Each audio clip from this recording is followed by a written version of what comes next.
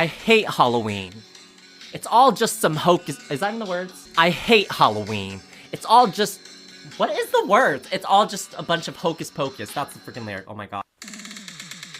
I hate Halloween. It's all a bunch of hocus pocus. What do you need? Coffee? Tea? Lip gloss? Hi guys. Hey, what's going on? Long time no see. I love that I've been gone for over a month and I come back like this. Hi guys, it's Dustin. Thank you so much for parking your butt with me. I am back with a microphone, sock, and a dream. And you know what I'm dreaming about? I'm dreaming about Howl's Moving Castle, baby. Because I'm dressed up as Hal today. Yep. I highly recommend this month, guys, of October. Happy October, by the way. Happy Halloween. That you guys watch the video version of this podcast on YouTube. Because I'm going to be dressing up in every single episode. Different costume. I'm going to dress up in a different costume in every episode. And it's exciting. Also, I kind of decorated the set. If you can even call this a set.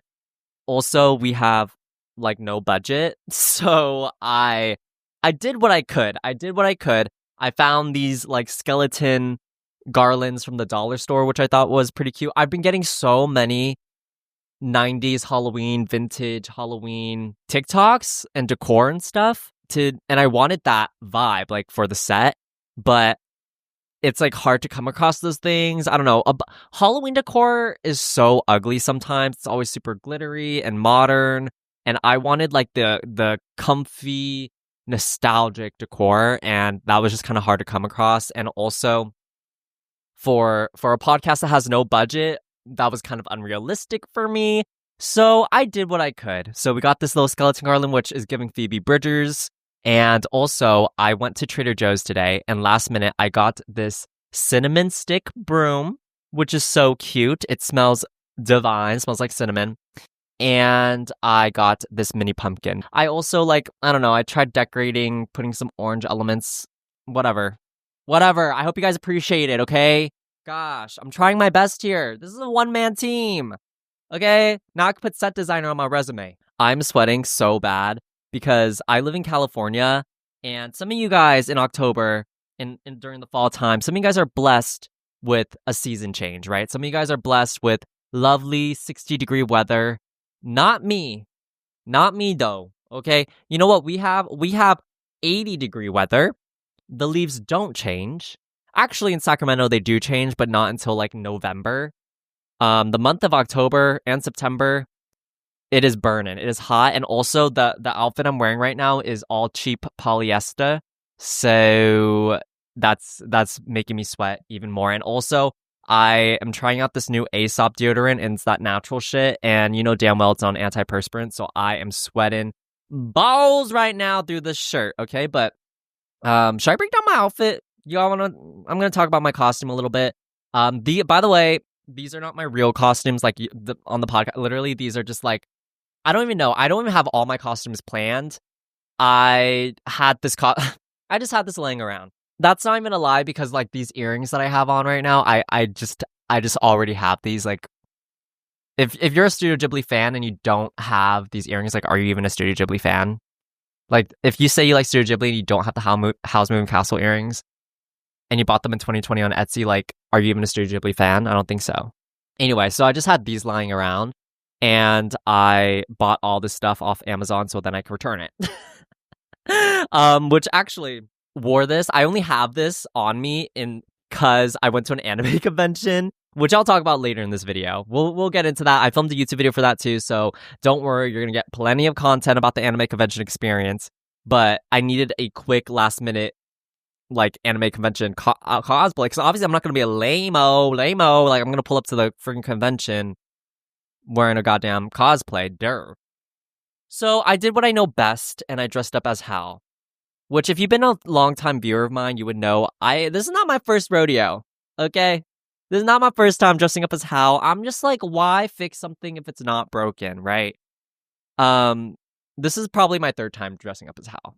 I can't help it. I really love this costume. It's one of my favorite movies, and I don't know. I just feel like I love this costume, and obviously it looks very cheap. One day when I'm really famous and rich, y'all will catch me dressing up as Hal, but like a more luxe version. Like I'm probably gonna get the costume handmade and fitted, get a handmade cape. It's gonna look expensive. It's gonna look good quality. But for now, y'all gonna get this like poor quality costume. And even in this, I still feel very good. Like it's such a good costume because I feel very attractive in it. Like I feel hot, even though it's not like super skin revealy or something. But I think Hal's natural demeanor is just he's just like a very sexy guy. He's a very charming guy. And I don't know, I love dressing up as Hal. Also, a lot of people know it's like a niche costume, but everyone knows who Hal is pretty much. It was a hit at the anime convention, I will say. And yeah, so yeah, we got this little cape that is so cheap that as soon as I put it on, it broke. So I had to like pin it. And I'm wearing this little like, I don't know, frilly shirt. It gives Pirates of the Caribbean. I don't freaking know. I'm wearing this little blue necklace that I had laying around. I did order some of the jewelry, so I got the ring going. Oh, and there's some like lace on the cuff. It's a cute costume. Also, we'll get into that too. But life update: I'm blonde now. Yep, I'm blonde, and I thought that's perfect for this Hal cosplay because Hal is originally blonde before he gets his hair color changed to black. So yeah, I'm blonde.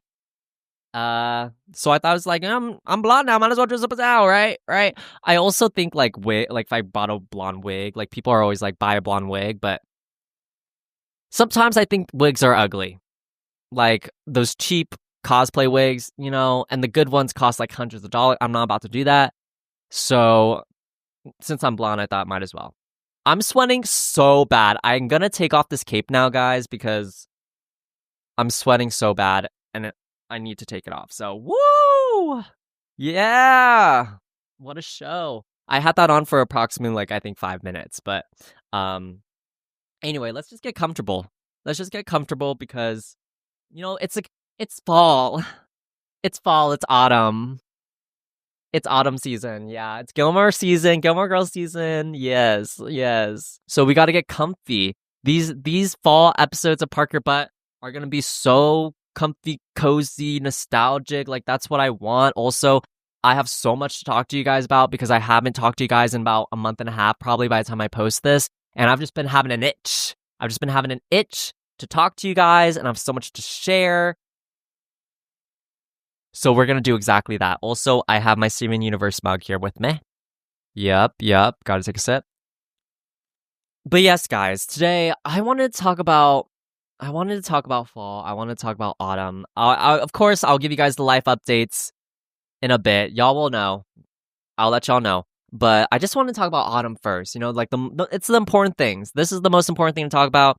You know, it's Gilmore Girls season, okay? I'm talking Christian Girl Autumn, I'm talking PSL. You know, like these words excite me. You know that TikTok trend of people like pranking their friends by like on a phone call and they're saying all their favorite words, like making their friends excited about some certain plans. That's me. Okay, these are all my favorite words. Fall, PSL, Gilmore Girls. I'm like, oh. What'd you say? Halloween? Oh, those are my favorite things. Speaking of Christian Girl Autumn, in November, in those fall episodes, I probably will dress up as a Christian girl in every episode, like an autumn episode. I want to try to do that at least. We'll see. But speaking of pumpkin spice latte, I got my first pumpkin spice latte last week. I actually got 2. I'm a basic white girl in that way. Like pumpkin spice latte extra hot, as Senorita Awesome would say. I miss Scream Queens. Did you guys used to watch that show? I love that show so much. Keke Palmer, Emma Roberts. I heard it's making a comeback soon, which I'm really excited about. But yeah, I got a hot latte this morning because it was semi-cool today. AK, it was 80 degrees, which is cool for California time.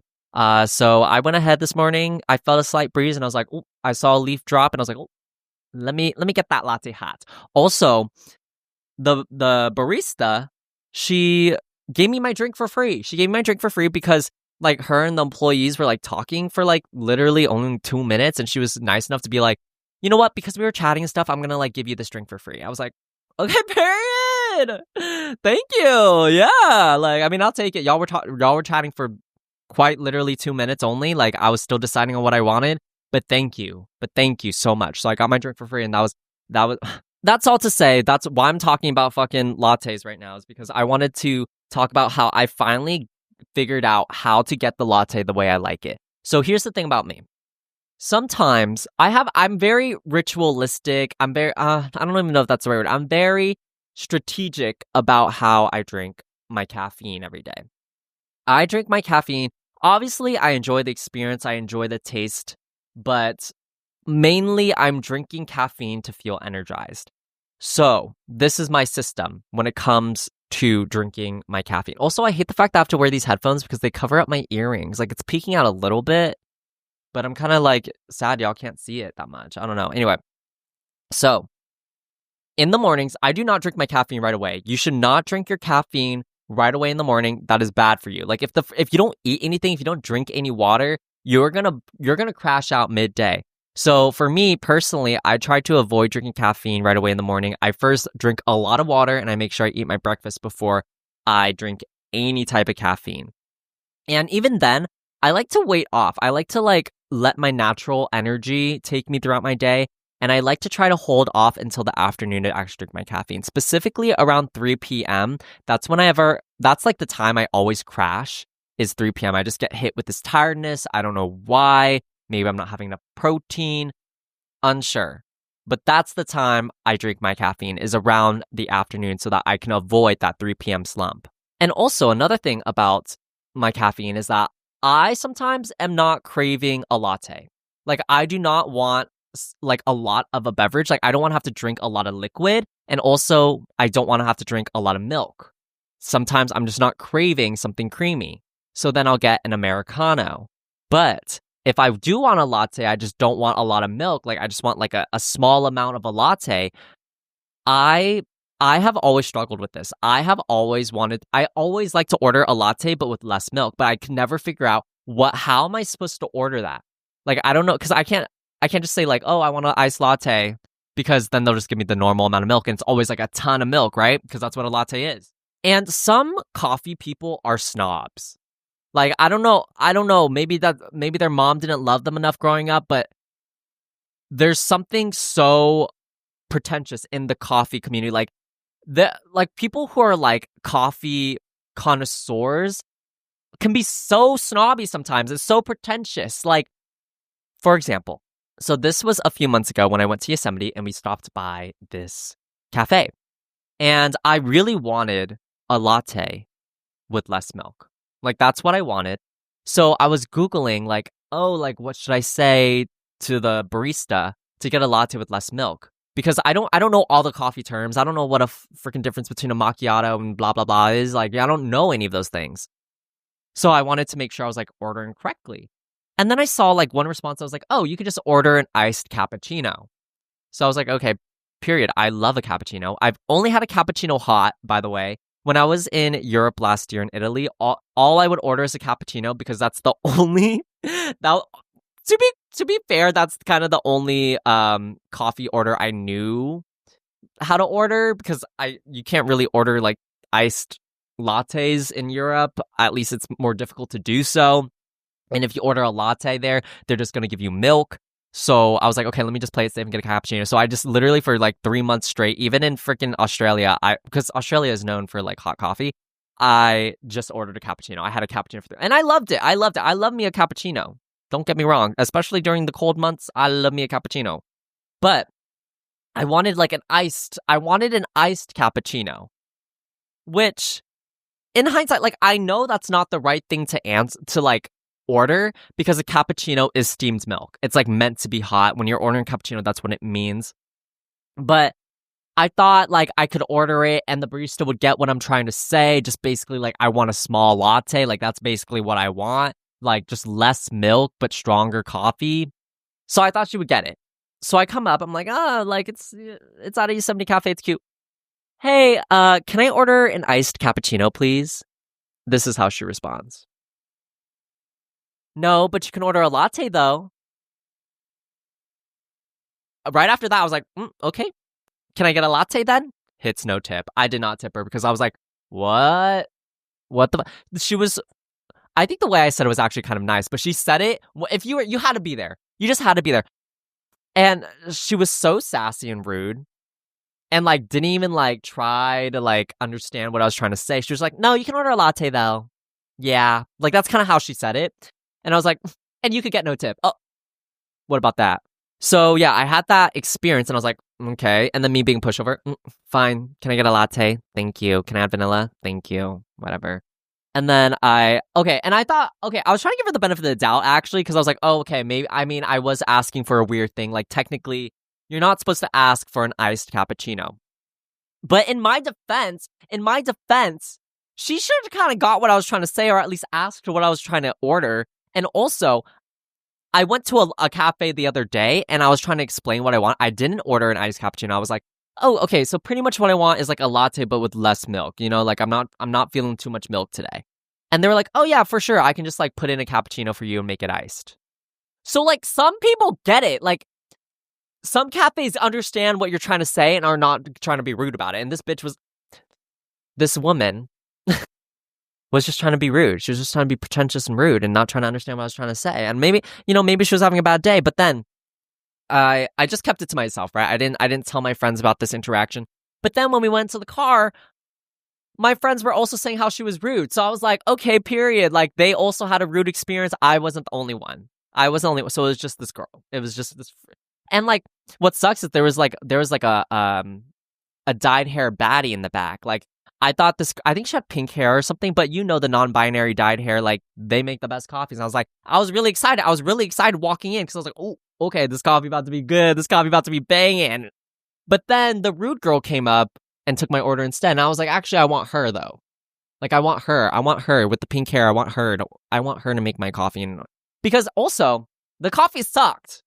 At the end of the day, the coffee sucked. You know, you can be rude. You could spit your shit, but at least have the coffee be good. And it wasn't. It was actually watery and trash. And that's my rant about freaking coffee. Anyway, that's all to say I finally did figure out how to order it. If you guys are like me and you're craving an iced latte, but you just don't want as much milk, you can say, this is what you say. Hi, so first of all, I always preface, like, I want a latte, but I'm not like craving a lot of milk right now. So can I get an espresso shot with whatever syrup you want, if you want to add a syrup, and a heavy pour of milk or a heavy splash of milk. And then usually that has gotten me what I wanted. So if you guys are ever like me, order it like that. But always preface, I want a latte but with just less milk, because then they'll kind of get what you're trying to say. But also, some people will be like, oh yeah, I can just add in more ice if you want. And then in my head, I'm kind of like, how does that help? Like, I never understood that because that's been like told to me like multiple times. They're like, oh, I can just add in more ice if you want. But I never really understood that because it's like, no, but I want less milk. I don't want more ice. And that doesn't like, just because you add more ice doesn't make it less milky. Right? I don't know. Anyway, if you're a barista, let me know. But that's all to say. Finally figure that out. If you're like me, do that. Moving on. I wanted to share with you guys my fall bucket list because I like to make bucket lists for every season just to kind of keep life exciting, you know, and come up with ideas. And just, I don't know, I think there's a beauty in that. It helps romanticize your life. You get to, you know, if you're ever bored, you always have something to do. You always have an idea to do something and it motivates you. It's kind of like, oh, you got to check something off. It's kind of like goals, right? But like fun goals. So I wrote a fall bucket list and I want to share you guys some of the things that I want to get done this fall season. And maybe I'll give you guys some ideas too. All right, here's my fall bucket list. First of all, haunted house, right? Duh, like you need to go to a haunted house. Bonus points if it's Hollywood Horror Nights. Although I went to Hollywood Horror Nights, I think 2 years ago, and it was fine. It was like, okay, it was fun, but the lines are so goddamn long. So if you're doing that, get the fast pass. Like it's expensive as hell. So if you can afford that, only go if you can freaking afford the fast pass, because if not, you're gonna stand in line for hella long and only get to like 2 haunted houses, and it's not that fun. So yeah, haunted house. I want to go to a pumpkin patch, of course, and kind of along the same lines of haunted house, I want to do an escape room. Escape rooms, I feel like, are very underrated for the fall time. Like, it's not just for team bonding, guys, okay? It could just be a cool hangout. Do an escape room. I love an escape room. I'm not good at escape rooms. Like, I definitely am the type of person that just like contributes one thing. Like I figure out one clue, and then that's kind of my threshold for the entire. Like I don't know. I thought I would be good at escape rooms just because personally I think I'm really smart, but after like actually experiencing an escape room, it's not really like logic. Like it's not. I mean, it is, but it's not really like I thought we'd be like solving riddles, like and actually having to use your brain. But it's more so things like, oh, like this word is green and that word is orange. That means the clue is green and orange. Or like, oh, they said 2, 4, and 6 in this riddle. The code is 2, 4, and 6. Like it's kind of like that instead of actually like solving something like 1 + 1 = 2 kind of vibe, which is what I thought an escape room would kind of be like. But no, it's more so just like those type of things. And I guess I'm not good at that. I don't know. Also, I did one time do a scary escape room, and all I did was scream and like run into the corner and just like sit there. So, that being said, it's still fun though. Okay. Watch Halloween movies. There. I'm gonna actually be recommending for on Ox, every single episode. I'm gonna recommend you guys a Halloween movie to watch. So stay tuned for the end of this episode if you want to hear my rec for this week. Watch fall movies. There's a difference. There's a difference between a fall movie and a Halloween movie. Okay. Fall movies like When Harry Met Sally. Like that is one of my favorite fall movies, one of my favorite rom-coms in general. Read a new book. I still haven't finished the book I'm reading. I've been reading On Earth We're Briefly Gorgeous by Ocean Vuong for months now, and I still have yet to finish it because I read about 2 books a year. Yeah, I read about 2 books a year because I only read when I want to read. Like I'm not the type of person who reads like consistently, and I like to allow myself to read out of enjoyment and whenever I just feel like it. And that's why it takes me so long to finish a book, because I know some people are really disciplined where they're like, okay, I'm gonna read 10 pages a day no matter what. But personally for me, it's like I need to be in the mood to read, like before bed, on a beach, on a plane, something like that. Like I need to be in a mood to read or else I'm not gonna read. But I would love to finish the book I'm reading right now and start a new one that's more of a fall theme, because the book I'm reading right now is not very fall. Visit New York. I have been wanting to experience a fall, like autumn in New York for years, but I keep going at the wrong times. Like I think last time I tried doing this, I went the first week of October and the weather was beautiful, but it wasn't fall. I went too early. The leaves haven't changed yet. So this year, I think I want to go like end of October, beginning November to really experience that like autumn in New York.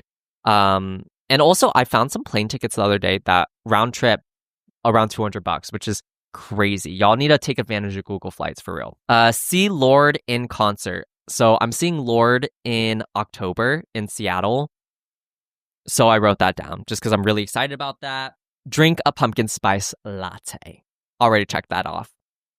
Vintage antique fair. Sacramento holds an antique fair every month, and I just love a vintage flea market in general, but specifically in the autumn and fall time, it's so nice because the weather is nice, and I don't know, I think it's just a very autumnal thing to do. Host a game night and also Friendsgiving. I just like hosting things for friends and stuff, and my friend Amber and we actually hosted a end of summer candlelit dinner. So, and we talked about like doing more of those because it was so fun and a success. So, we're going to do more of that. So I already suggested her we should do like a Friendsgiving and make it a game night, and we're going to do that. So I'm really excited about that.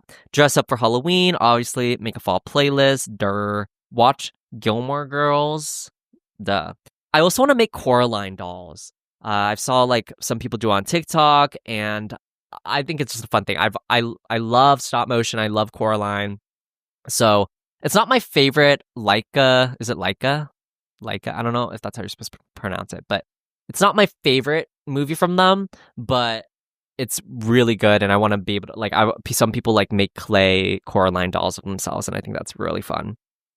Jazz bar. Didn't go to a jazz bar in the summertime, so I also think that's still a very fall thing to do. So I'm gonna go to a jazz bar. I also want to go to a vinyl record bar as well, so I'm gonna add that in. An estate sale, kind of on the same lines of an antique fair. Same thing. Estate sales are really good too, especially if you don't live in a popular city, because then it's not as competitive and it's more fun. Me and my friend Katie, we went to a few estate sales last fall, I want to say. Or was it last fall? Or maybe spring. I don't remember. But I want to go to more estate sales, especially, again, when the weather's nice. Because when it's hot outside, it's like, I really want to just kind of like not do that because you have to be outside a lot and sweaty and shopping. Anyway, estate sales. Drive-in movie. I didn't get to do a drive-in movie in the summertime, so I kind of just moved it to my fall bucket list. But I feel like a drive-in movie is also very fall. I want to go to a corn maze. I want to do a night drive, carve pumpkins, bake. I want to write new songs. I haven't written new music in a long time. I've just been like working on the same songs, and I feel like I have a lot of new material to write with. So also, I think autumn is just such a cozy time to be creative since you're inside a lot more. You can light candles, and it's just such an inspiring time, I want to say. So I don't know. I like the idea of like writing during fall. I also want to finish producing one of my songs. That's on my bucket list. I've been working on it for the past few months, and honestly, I'm getting kind of annoyed at how long it's taking. I mean, music takes a long time, but the fact that I'm only working on one song and it's taking this long is kind of annoying me. So that's on my bucket list.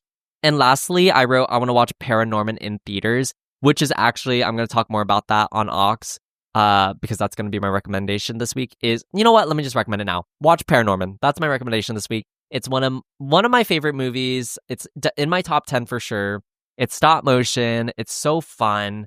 It was trending recently because of the gym bros on TikTok, which I don't know how I feel about them finding out about my boy Mitch like that and like this movie in general, because I adore this movie. It's like a childhood favorite of mine. But it's fine. Enjoy it, watch it, and they're actually re-releasing it in theaters in October. So you know my ass is gonna be up in there. Okay. Y'all know I'm gonna already pre-order my tickets very, very soon. And that's all on my fall bucket list right now. If you guys have any recs, I'm still trying to like figure out more ideas because I noticed a lot of things that typically people want to do in a fall bucket list I don't want to do. Like I put bake in there, but in reality, I'm not really a baker. Like I don't really care to bake. I kind of just put in there because I felt like that was like a necessity in the fall. But quite frankly, like I don't want to do stuff like apple picking. Like I don't care about apple picking and stuff like that. But if you guys have any ideas on other fall activities and things I should do, put in the comments below. I would love to hear what's on your bucket list. But yeah, that's what's on my fall bucket list. I guess we can just do the Patreon plug right now. Patreon plug. We don't have sponsors on this podcast or ads. So what we do have, though, is a Patreon. So if you guys would like extra content, extra bonus videos, I post an extended episode of the podcast every single week, extra 30 minutes. If you guys want more of this podcast and me blabbing, also on the Patreon, I can just share more things without a filter. Like my patrons knew about my relationship really early on when I started talking to my boyfriend Eli. And what else did they? I don't know. I just be spilling more tea on there, like story times I can't really tell to the public, stuff like that. So if you guys are like into that and want a close-knit community, go over to Patreon. I also have extra bonus videos on there as well. Like a bunch of like random bonus videos that's already posted and ready for you guys to watch. So yeah, also if you haven't been a patron yet, you also have 27 extra bonus extended episodes to watch as well. And that's 30 minutes each. So that's a lot of content. It's a lot of content on there already ready for you guys to go watch if you guys would like to. So yeah, check out the Patreon, and they also help keep this podcast possible. Because quite frankly, like literally, thank the patrons for this, for the pumpkin and the little fall decor. Obviously, it's nothing too crazy, but you know, without the patrons, we wouldn't have anything up here. So yes, think of the patrons as like the producers of this podcast. You know, y'all make this podcast possible. You're making it able to like keep going and sustain itself. So thank you so much to my patrons. I love you guys so much. And yeah, so thank you. I'm thinking I'm gonna upgrade some of the Patreon things soon, like update some of the graphics, update some of the perks, switch it up a little bit. So stay tuned for that as well. I think overall I'm just trying to give the podcast a little bit of a glow up, especially after taking a break. I think after every break, I would like to glow up the podcast bit by bit. So I think the Patreon is going to be something I work on for this break as well. Anyway, let's do the life updates. First of all, I'm blonde now. Yup. Yes, I'm blonde.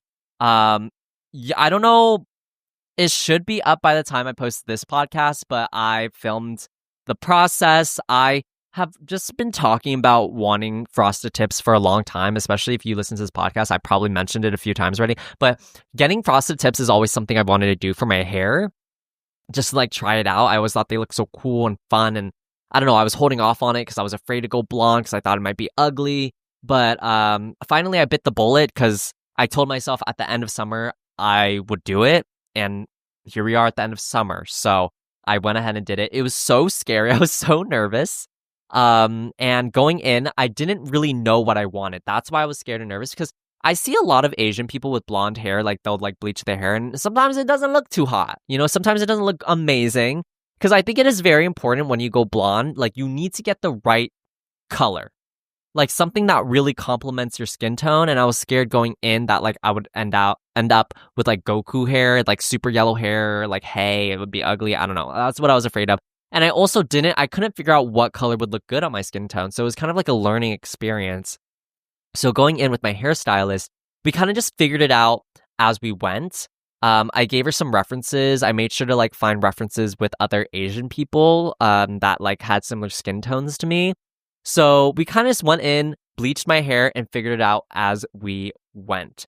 And I was really nervous because I also think dyeing your hair in general is just a very scary thing. It's a very drastic thing, especially if you're like changing your entire head and not just doing something simple like highlights or something. So, also you may be thinking, Dustin, if you want to frost the tips, why is your whole head blonde? Why are you full on blonde right now? Well, I thought since I want frosted tips, I might as well just go full on blonde and like experience being full on blonde for a minute, because once this grows out, it will look like frosted tips. So I thought, hey, might as well get more bang out of my buck. Let's go full blonde, and then eventually I'll have the frosted tips. So, and I also kind of just wanted to see what I would look like blonde, and yeah, so going in, we bleached my hair, and obviously Asian hair is very hard to lighten up. So it was like kind of like struggling a bit. I had to bleach on my hair for quite a bit of time, and it only lightened up so much. Actually, I did have like a little bit of a perm left over, so those bits lightened up much faster, but other parts were a bit still brassy and orange. So after we bleached my hair, it was so yellow, and I was talking to my stylist, who's Asian, by the way, and we were just looking at it, and I was like, okay, I definitely want something cool toned, because that's something I couldn't figure out. I was like, I don't know if I want to go cool toned or warm toned. I don't know what's good on my skin, which is like, honestly, I kind of knew cool tone would be better because I wear gray jewelry, and I've noticed I never wear gold jewelry because it looks bad on me. So finally, when we bleached my hair and I turned out with yellow ass hair, we were like, okay, we definitely need to go cool toned. But the thing about that is that we couldn't bleach my hair more. My hairstylist did not want to bleach my hair more. I don't know why, because I feel like my hair could have handled it, but she just didn't want to bleach my hair more. Because I'm not gonna lie to y'all, it was pretty damaged. So I was like, I mean, I couldn't really tell, but I guess she could tell. So she was like, okay, we can go more cool tones, but we'll just have to go darker and then make that cool tone. Is that fine with you? And I was like, okay, that's fucking chill. So we ended up with this color. We went more, she described it as a milk tea color. And yeah, so it's more of a darker brown, ashy blonde, honey blonde. And I really love it. I think it looks really nice. I think the key for me personally, and my hairstylist would probably disagree with me because she said some people don't like it because it washes people out and people don't like it. But I personally think if you go close to your skin color when you're blonde, it will most likely look good. That's like what I've seen on TikTok and stuff, like people who like dye their hair lighter. So personally, I think this looks good because it's not exactly my skin color, but it's like heading towards the direction of my skin color. And I feel like that is a key when going blonde, to find like the right tone for your hair. So I would have liked to go a little bit like more actual blonde and like cool tones and like platinum, but we couldn't really get there. Like I would have took more sessions and we just didn't do that. So this is what we ended up with. I'm actually very happy with it because like some of the references I gave her was more of a sandy blonde. So this definitely was like some of the references I had. And I really love it. Surprisingly, I think I look pretty good blonde. I wanted to like lighten my brows, but I don't know. I'm kind of scared to do that. Maybe I will. We'll see. Probably not. I don't know, but I feel like lightening my brows would kind of be cool and help match the hair color. I don't know, maybe for Halloween or something. We'll see. We'll see how long this blonde lasts. I actually have to have this blonde for Spain too. That's another thing that why I was so nervous to go blonde. Not only because I thought I'd look ugly as fuck, but also because I am going to Spain at the end of the month and I will have this hair for Spain. So yeah. But now that I know that it looks good, I'm kind of like, whatever. And also, I can imagine myself getting a tan and it's gonna look hella bomb. Because I went to the lake the other day, so I did get a little bit tanner and it did look pretty good. I looked pretty good. So yeah. Also, it kind of like works out because for my How cosplay, for Halloween time, I have more to play with my hair. It's just a fun time. Also why I wanted to go a little bit more platinum was because I wanted to be able to like dye my hair pink and stuff. And she told me now that my hair is like darker, it's not really going to turn out good or like look what I want it, which sucks. So I can probably dye my hair like red and stuff, like a dark red and stuff, but like an actual pastel pink, it's not going to work, which is what I kind of wanted to do and try out once I chop my hair and have more frosted tips. But it's cool. It's cool. I'll just rock the frosted tips. It's fine. But yeah, that's another life update. I'm going to Spain soon, so I'll be sure to do like a little Spain recap. I also recently got back into climbing again, because I've just been traveling hella. Like I went to LA and Seattle, and I was just traveling a lot, so I had to like pause my climbing gym membership. So I haven't been able to climb the past few months consistently. So this is the first month where I actually could like climb consistently. I'm gonna have to pause it next month again, which sucks. But yeah, I've been getting into that. I did my first open mic this past week, which was really cool. That was on my summer bucket list, was to do an open mic because I have never performed publicly before singing. I have really bad stage fright, and I wanted to make it a goal to like perform at least once this summer at an open mic so I can practice performing in front of people and get over the stage fright, because I obviously want to be a singer, I want to be a songwriter, I want to be an artist. So to do that, I'm gonna have to perform sometimes, you know what I mean? And one of my dreams is to go on tour. How am I gonna perform and go on tour if I get scared to perform in front of people? So that's a problem I'm trying to fix. So I finally, of course, very last minute, end of summer, it's on my summer bucket list. I was like, okay, let's do this goddamn open mic. So this past week, I went to an open mic at a local cafe, and one of my friends came with me to support, and yeah, and I did an open mic, and it was such a good experience. Let me just start from the beginning, I guess. I was really chill. Like, I wasn't nervous at all until 2 hours before I actually had to perform. Like, the week leading up to performing or to the open mic, I was so chill. Like, I didn't care. I felt fine. But when it actually came to the day of, like 2 hours to be exact, right before I had to go perform, my body started overthinking. I started getting nervous. I started tensing up and like shaking, and my voice was shaky because physically I was just nervous. And this is not a new thing for me. Like, this always happens when I have to like perform in front of people. Which is funny because this doesn't happen when I have to publicly speak in front of people. Publicly speaking is something I'm more confident in. Maybe it's because it's something that you can't really like mess up. Like when it comes to like dancing, which I've had to do in the past for like dance shows in high school, and singing, like these are things that take like actual skill to perfect, and you can mess up. Like your voice can crack. You can trip and fall. These are all things that can happen when you're performing versus like public speaking. That's why I don't really have a problem with public speaking. So yeah, this was a thing that was very normal for me. Like it's something that I knew was I've experienced before. I knew it was gonna happen. I was just hoping it wouldn't happen. So when I would sing, like I was practicing before the show, obviously, or before the open mic, and my voice was like shaking a little bit, whatever. This was the feeling I'm trying to get over. Like the stage fright is exactly what I'm trying to get over. And I was texting my friend Katie, and she was like, how I'm trying to reframe it is like, this is something I've never done before. So I forgot what she said. Hold on. I wrote it in my journal because I really loved the advice she gave me. Let me read it out. Okay. It's something I've never done before, so why not meet the discomfort? That's what she told me. And I really liked that advice, and I was like, oh my gosh, you're so right. So I shifted my mindset from being nervous, because before I was just trying to calm myself down, I was like doing breathing exercises. I was trying to dance it out, and none of it was really helping.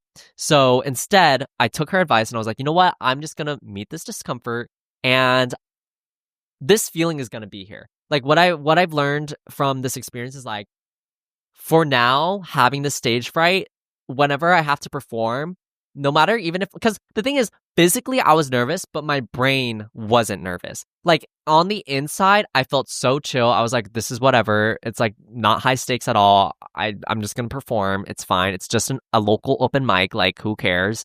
But my body physically was so nervous, and I couldn't control. Like while I can control more of my mind, I couldn't control how my body was reacting.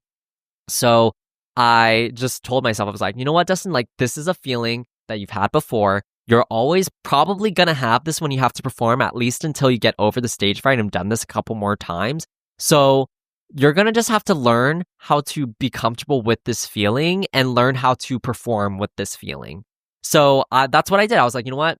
I just tried getting used to the feeling. Obviously, I was still nervous as hell, but I just like tried to just be comfortable with the feeling. I didn't try to get rid of the feeling. I was just like, you know what? This is just how it's gonna be. For example, like if you're like runners get cramps, but they don't stop running, they'll just keep running.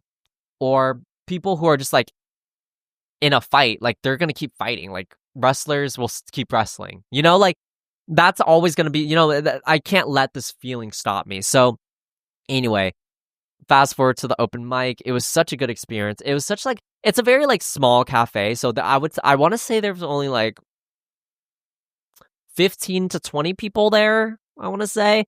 And it was such a supportive, like comforting, safe space. Like not everyone, like it's not like I was afraid like everyone would be super good, like professionals, but it's literally a local open mic. Like obviously not everyone's gonna be like a professional. So like that gave me a little bit of comfort as well.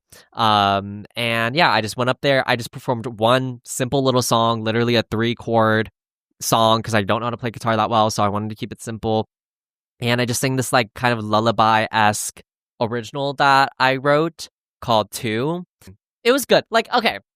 Personally, I'm a harsh critic, so I think it was just fine. I feel like my voice was fine. It wasn't not I feel like my voice wasn't obviously at the top of its game. I didn't do anything crazy because I was so nervous and my voice was shaky. But I was able to get through the song with minimal mess ups, and I think I sounded fine. And also, like, you know, like I like didn't shift. This is something that like stresses me out, is like I didn't like push the microphone low enough, so I kind of had like sit up to like sing, because I wanted to make sure I was singing into the mic. So that was like kind of stressing me out and stuff like that.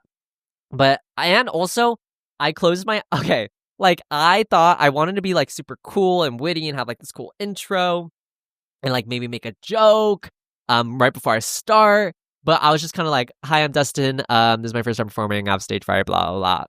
Okay, this is my song. And this is a song I wrote. This is a little song I wrote. And I just sang it and like whatever. And I closed my eyes the entire time because that just kind of helped me focus a little bit and not get scared.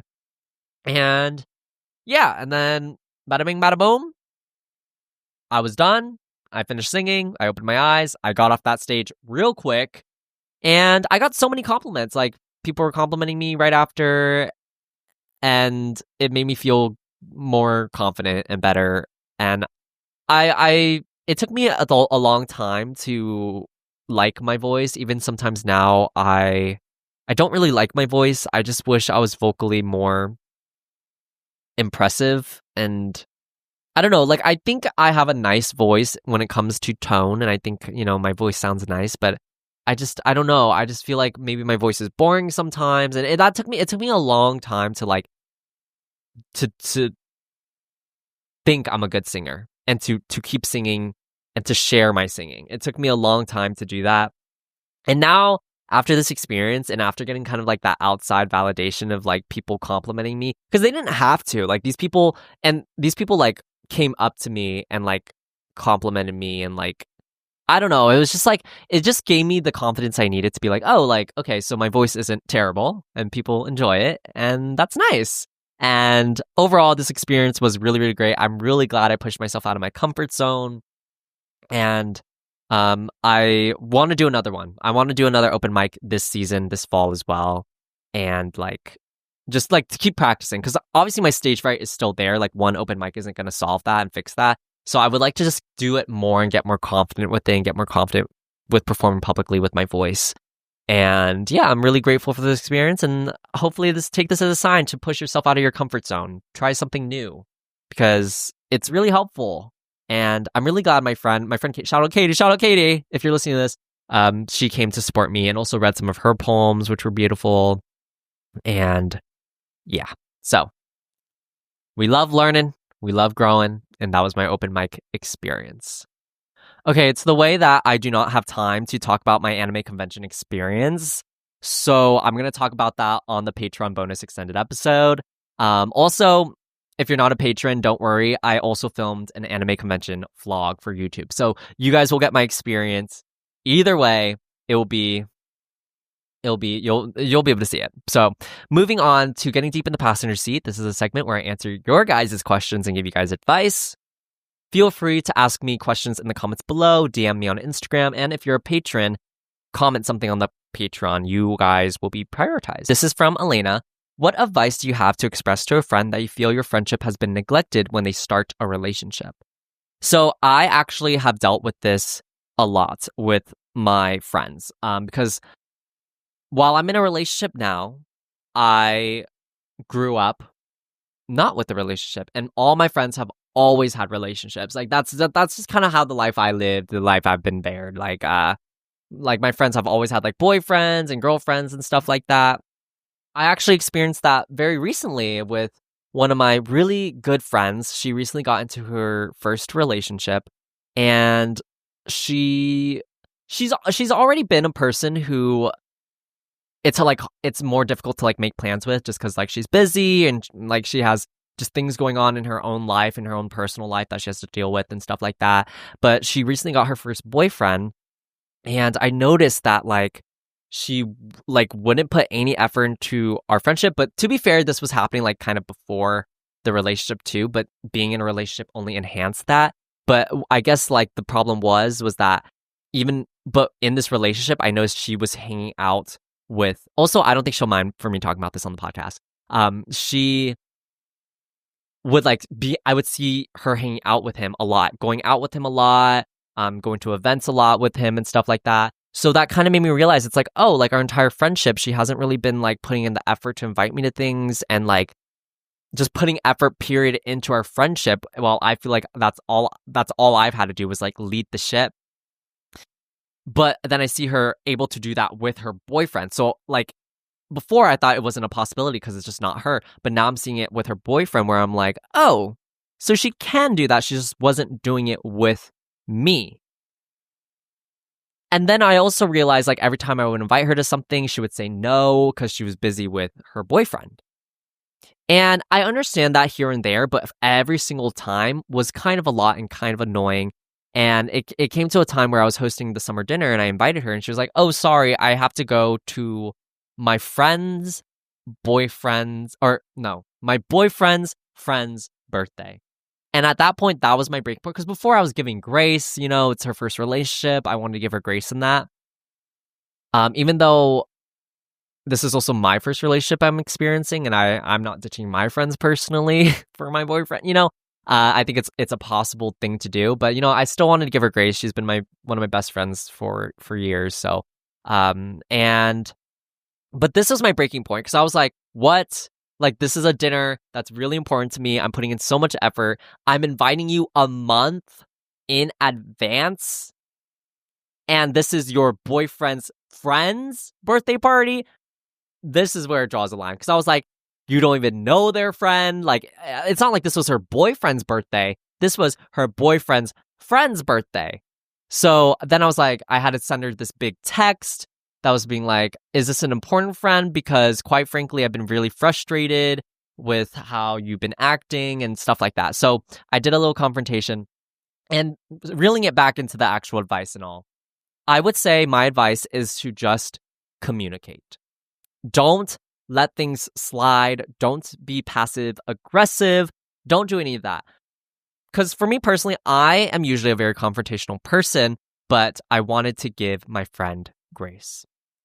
But it's not like but being a confrontational person, like, it's not like I never, like, called her out on this. Like, throughout our entire friendship, even in high school and even up a few months ago, I brought up to her, like, I was like, hey, like, I did it in a very lighthearted way, though.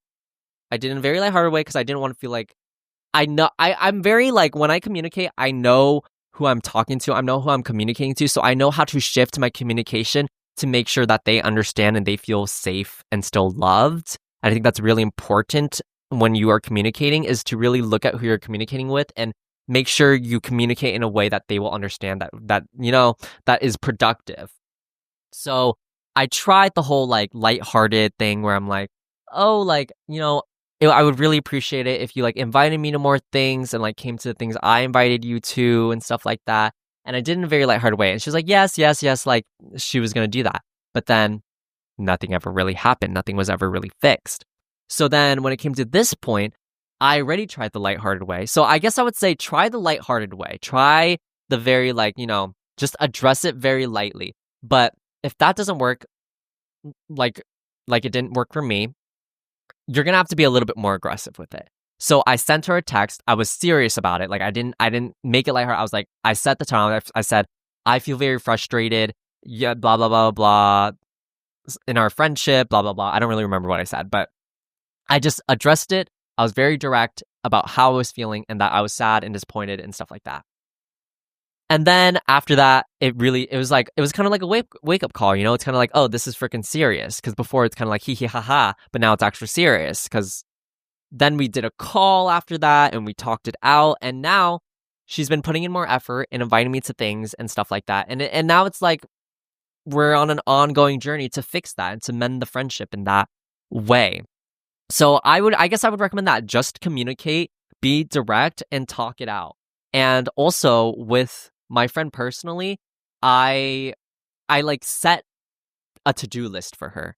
Because I feel like a lot of times you could do a lot of talking, you could do a lot of yapping, but it's about the actions. That's what matters, and keeping your promise. So to kind of help her out, I kind of was like, this is what you need to do.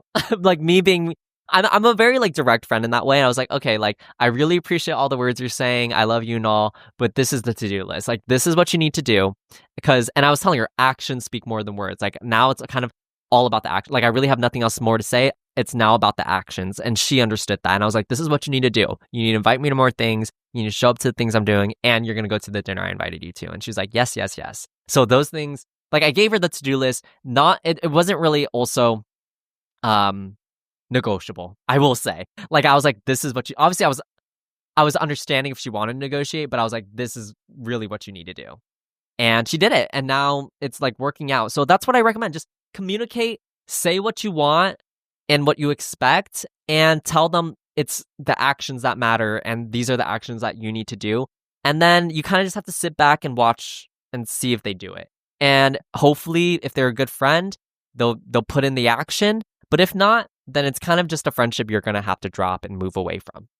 Which sucks, obviously, but it's just, you got to do what you got to do sometimes, and that's just kind of the reality of things. And there's so many people in the world as well that would love to be your friend. So, moving on, next question. What are some practices to remind yourself to not take things for granted? I think one thing I like to do is I like to journal and just, like, talk about my life, and that usually helps me practice gratitude, because I'm like, I'm really grateful for this, I'm really grateful for that. Another practice I do is, like, I like to buy things that mean a lot to me, and with detail and with precision. For example, I recently bought some cute towels because I'm a believer in, like, buy things high quality, buy it once, like, and also you'll appreciate it more. So now, like, every time I use that nice towel that I took the time to, like, buy and, like, look for, and, like, I put a lot of work into, like, finding this towel. Now, every time I use that mundane object of a towel, I appreciate it. I'm like, wow, like, this towel is so beautiful and I get to use it right now. So that's kind of a practice I do to not take things for granted as well. I also think mainly just, like, reminding myself, like, what are 3 things I'm grateful for today? I used to do this thing in the shower where, like, the last 30 seconds of my shower, I'll just, like, think in my head things I'm grateful for before I end the shower. But yeah, those are some practices I do to not take things for granted. I think, honestly, I could put in more, effort to not take things for granted and just practice gratitude in general. So if you guys have any ideas, let me know in the comments below. All right, wrapping up the pod on Ox this week. Like I mentioned before, Paranorman. It's a stop motion movie, and it's amazing and fun, and I love it. Go watch it. It's gonna be out in theaters in October. Not sponsored, although I wish. If I got sponsored to advertise Paranorman, bro, that's a dream come true. Anyway, also on Ox, I'm gonna recommend Daughter, the band or the artist's Daughter. They're just they've been in my fall playlist ever since I was like in middle school. Daughter has like just some really good music, specifically Candles by Daughter. It's just so cozy, autumn, like light candles, it's raining, evening, like so Tumblr, listen to Candles by Daughter. That's what's on Ox this week. All right, thank you guys so much for parking your butt with me and listening. Rate this podcast 5 stars and check out the Patreon. I'll see you patrons at the extended episode. And that is pretty much it. Happy Halloween. Happy October. I hope you guys are having an amazing fall. And I'll see you guys next week. Bye.